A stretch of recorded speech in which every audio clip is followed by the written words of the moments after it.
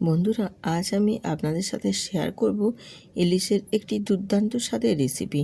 আমরা তো ইলিশের অনেক রকম রেসিপি ট্রাই করেছি, তো একবার এই গাঠি কচু দিয়ে ইলিশের পাতলা ঝোল একটু বানিয়ে দেখবেন, খেতে অসাধারণ লাগে। এত টেস্টি হয় আর এত সুন্দর হয়। যদি ভালো লেগে থাকে অবশ্যই কিন্তু লাইক দিয়ে পাশে থাকবেন। তো দেখুন, রেসিপিটি বানানোর জন্য আমি এখানে 4 পিস ইলিশ মাছ নিয়ে নিয়েছি। আর মাছগুলোকে খুব ভালো করে আমি প্রথমে একটু ধুয়ে নিয়েছি, বাজার থেকে কেটে এনেছি যেহেতু। ভালোভাবে ধুয়ে নিয়ে তারপর আমি লবণ আর হলুদ মাখিয়ে নেব। ইলিশ মাছ যেহেতু খুবই একটি সুস্বাদু মাছ, নুন হলুদ ছাড়া আর কিছুই দেওয়ার প্রয়োজন পড়বে না। দিয়ে খুব ভালো করে মাখিয়ে নেব মাছের গায়ে।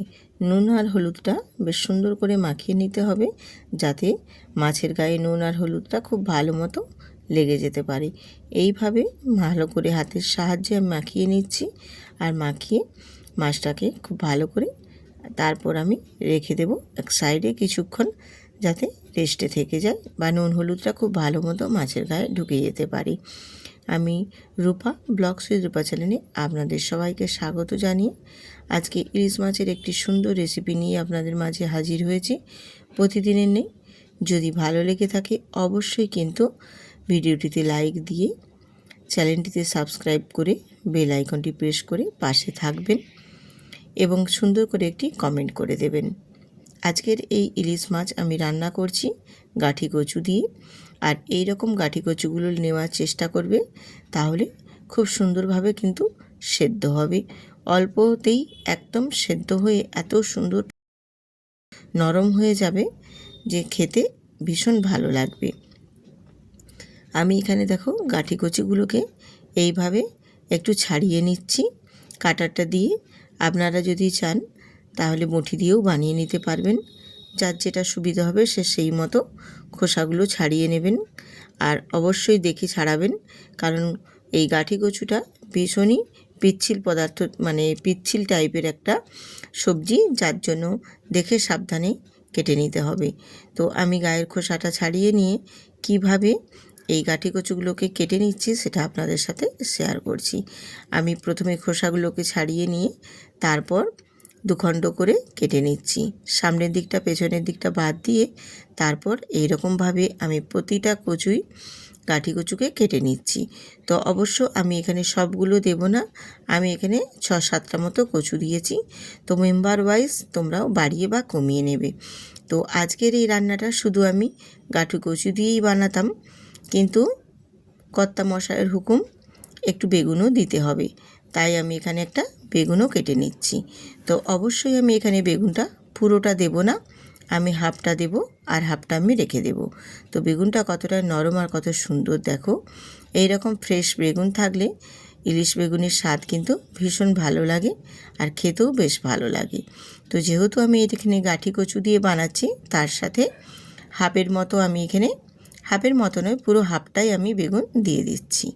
এই বেগুন দিয়ে আজকে আর গাঠি কচু দিয়ে বানিয়ে দেখাবো ইলিশ মাছের ঝোল। তো গাঠি কচু আর বেগুনটা দেখো বেশ ভালো মতো আমি একদম কেটে নিয়েছি। এবারে এটাকে একটু ভালো করে ধুয়ে জলটা ঝরিয়ে নিয়ে তারপর আমি ফিরে আসছি। আমি কচুগুলো আর বেগুনগুলোকে দেখো বেশ ভালো করে একটু ধুয়ে নিয়েছি। ধুয়ে নিয়ে এবার এটাকে আমি রেখে দেব। আর এটার মধ্যে নুন কিন্তু মাখাবো না, নুন মাখালে এর থেকে জল ছাড়বে আর বেগুনগুলো কিন্তু বেশ একদম নরম হয়ে যাবে, তখন খুব একটা সুবিধে হবে না। এই জন্য নুন না মাখিয়ে আমি এই মতোই রেখে দেবো এক সাইডে। এবারে চলে এলাম গ্যাসেতে, গ্যাসটা অন করে একটা কড়াই বসিয়ে দিয়েছি সর্ষের তেল 1 চামচ। আর ইলিশ মাছের রান্না সর্ষের তেল ছাড়াই কিন্তু একেবারে অসম্পূর্ণ। সর্ষের তেলের যে একটা ঝাঁঝ ফ্লেভার আর ইলিশ মাছের একটা সুন্দর স্বাদ মিলেমিশে একাকার হয়ে যাবে।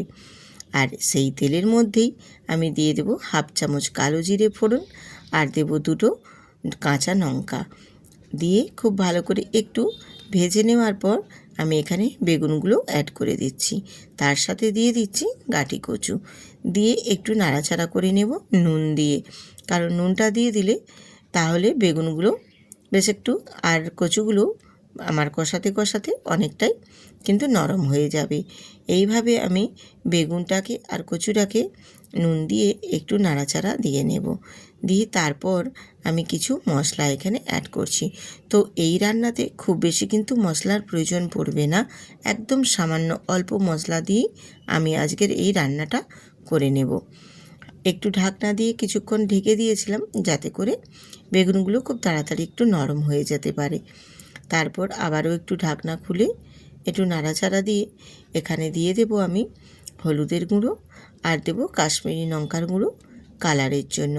আমি তো ঝালের জন্য আগেই প্রথমে কাঁচা লঙ্কা দিয়েছি, চাইলে পরে আরও দিয়ে দিতে পারবো বা দিয়ে নিতেও পারবেন আপনারাও। দিয়ে একটু ভালো করে কিন্তু কষিয়ে নেব নুন আর হলুদ গুঁড়ো আর কাশ্মীরি লঙ্কার গুঁড়োর সাথে। এই রকমভাবে কষিয়ে কষিয়ে রান্নাটা করবেন, কালারটা কিন্তু বেশ সুন্দর আসবে। তো বেশ ভালো মতো একটু কষিয়ে নিয়েছি দেখো এইরকমভাবে। তারপর কষানোটা হয়ে গেলে এখানে আমি মশলা অ্যাড করব। আর মশলা হিসেবে কিন্তু এখানে দিচ্ছি হাফ চামচ আমি সাদা সর্ষে আর হাফ চামচ পোস্ত, দুটোকেই একসাথে আমি মিক্সড করে বেটে নিয়েছি। সেই বাটা মশলাটা এখানে আমি দিয়ে দিলাম। দিয়ে খুব ভালো করে মশলার সাথে একটু কষিয়ে নেব। আর সামান্য একটু এখানে জল দিয়ে দেব, তাহলে মশলাটা বেশ ভালো মতো কষানো হবে। আমরা ইলিশ মাছের অনেক রকম রেসিপি ট্রাই করেছি বন্ধুরা। একবার এই গাঠি কচু দিয়ে ইলিশ মাছের ঝোলটা বানিয়ে দেখবেন, খেতে কিন্তু অসাধারণ। আমি এখানে একটু বেগুন দিয়েছি, আপনারা কিন্তু বেগুনটা দেবেন না। বেগুনটা ছাড়াই গাঠি কচু দিয়ে ইলিশ মাছের পাতলা ঝোলটা বানিয়ে দেখবেন, খেতে অসাধারণ লাগে, ভীষণ সুন্দর। কচুগুলো একদম নরম হয়ে যাবে আর ইলিশ মাছের পাতলা ঝোলটা দুটোই কিন্তু মিলেমিশে গিয়ে এত সুন্দর একটা স্বাদ হবে, ভীষণ ভালো লাগে। আর এই যে আমি মশলাটা কষে নিচ্ছি, এই কষাটাতে এত সুন্দর একটা গন্ধ বেরিয়েছে, এত সুন্দর একটা মিষ্টি স্মেল বেরিয়েছে, কি বলবো আপনাদের। একবার হলে বানাবেন বন্ধুরা, তাহলে এর ফ্লেভার বা স্বাদটা বুঝতে পারবেন কতটা টেস্টফুল হয়েছে। এইভাবে আমি একটু কষিয়ে নেওয়ার পর তারপর জল দিয়ে দেব পরিমাণ মতো। যেহেতু আমি এটা এখানে ঝোল ঝোল রান্না করছি, সেই জন্য জলের পরিমাণটা কিন্তু একটু বেশি রাখতে হবে। আর আপনারা খেয়াল করেছেন কি না জানি না, আমি কিন্তু মাছগুলো এখনও ভেজে নেইনি বা মাছগুলো আমি ভাজবো না। আমি এখানে কাঁচা মাছ দিয়েই গাঠি কচুর ঝোল বানিয়ে নেব। তো তার জন্য কিন্তু এখানে আমি আরও এক বাটি জল এখানে এক্সট্রা দিলাম, যাতে করে মাছগুলো খুব ভালো মতো সেদ্ধ হয়ে যেতে পারে। এবারে আমি মাছগুলোকে দিয়ে দেব। জলটা যখন হালকা ফুটে উঠতে আসবে, শুরু হবে, সেই পর্যায়ে এখানে আমি একদম কাঁচা ইলিশ মাছগুলো দিয়ে দেব। তো আপনারা যদি না কাঁচাটা পছন্দ করেন, তাহলে কিন্তু একটু হালকা করে ভেজে নিতেও পারেন, ভীষণ ভালো লাগে। এবারে মাছগুলো দিয়ে আমি একটা ঢাকনা দিয়ে কিছুক্ষণ রান্না করে নেব, তাহলে কাঠি কচুগুলো বেশ সুন্দরভাবে সেদ্ধ হয়ে যাবে আর মাছটাও কিন্তু খুব সুন্দরভাবে ভাপা হবে। এই রকমভাবে গাঠি কচু দিয়ে ইলিশ মাছের ভাপা ঝোল পাতলা বানিয়ে দেখবেন, খেতে মারাত্মক হয়। এত সুন্দর স্বাদ আর এত সুন্দর ফ্লেভার একটা আসে যে এই ইলিশ মাছের পাতলা ঝোলটা দিয়েই গরম গরম ভাত একদম অনায়াসে এক থালা, আর কিছুই লাগবে না, জাস্ট এক পদেই একদম কামাল হয়ে যাবে।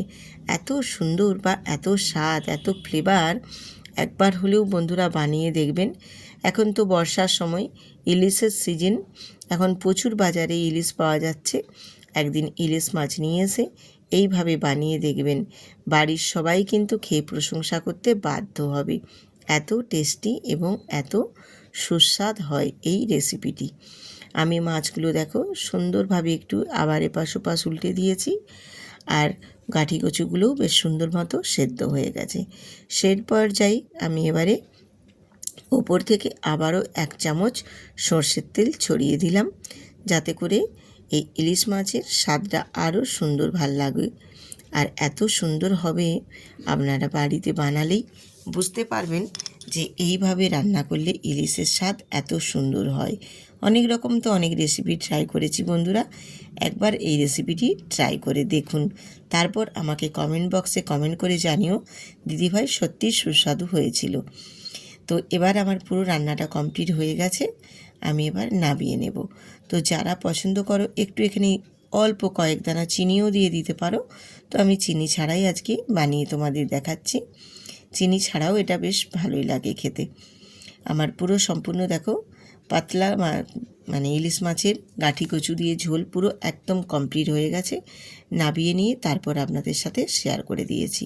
যদি ভালো লেগে থাকে অবশ্যই কিন্তু চ্যানেলটিতে সাবস্ক্রাইব করে বেল আইকনটি প্রেস করে সুন্দর করে একটা কমেন্ট করে দেবেন। খুবই সিম্পলভাবে আজকের এই রেসিপিটি আমি আপনাদের সাথে শেয়ার করেছি। কালারটাও যেমনি সুন্দর হয়েছে, তরকারিটার দেখতেও কিন্তু তেমনি সুন্দর আর তেমনি কিন্তু সুস্বাদু হয়েছিল। তো একবার হলেও বন্ধুরা ট্রাই করে দেখবেন। আজ এখানেই শেষ করছি। সুস্থ থাকুন।